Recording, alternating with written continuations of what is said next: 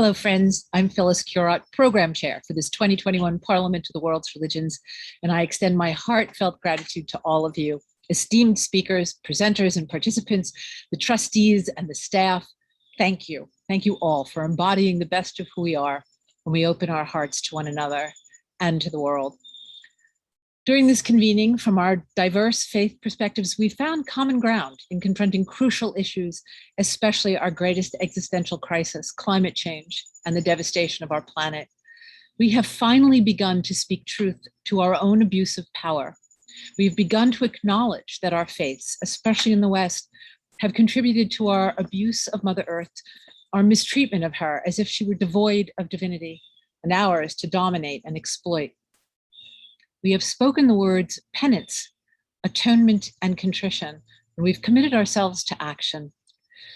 We have taken the first steps towards reconciliation, but we are still far from understanding what it means to live in harmony with the natural world.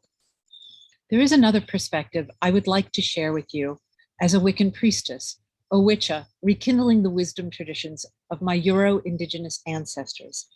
At its heart are three essentials: the oneness of spirit and nature, our relationship with the natural world rooted in gratitude, respect, and reverence, and humbly attending to nature as our teacher.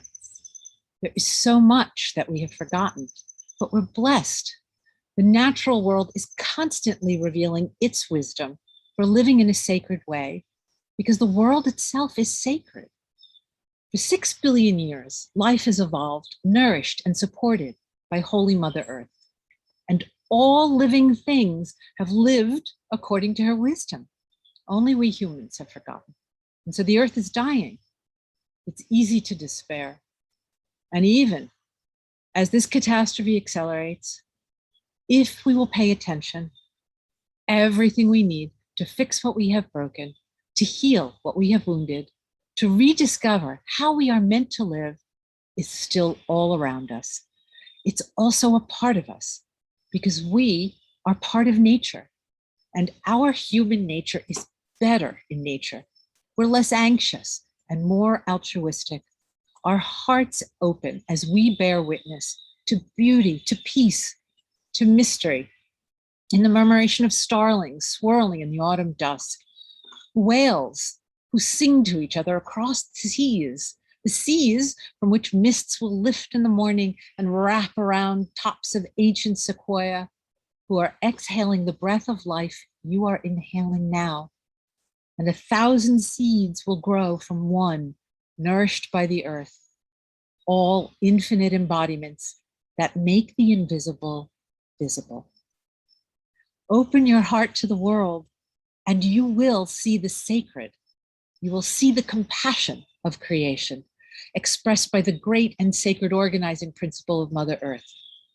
Biologist Janine Benrus calls it nature's secret, nature's magic. I call it nature's revelation.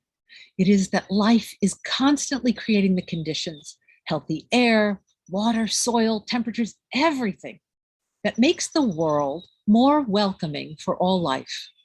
Let me say that again, more simply. Life is always making the world better for all life. This is the embodied spiritual wisdom, the green golden rule within the open heart of my faith tradition. And as has been wisely said throughout this convening, each of our faiths has a sense that there is a common source for all of creation, and that source is sacred. Now we must find the common sense that creation itself is sacred. Our future, the future of our family, of all living beings, the future of our Mother Earth depends upon it. So let us open our hearts to the world. Thank you.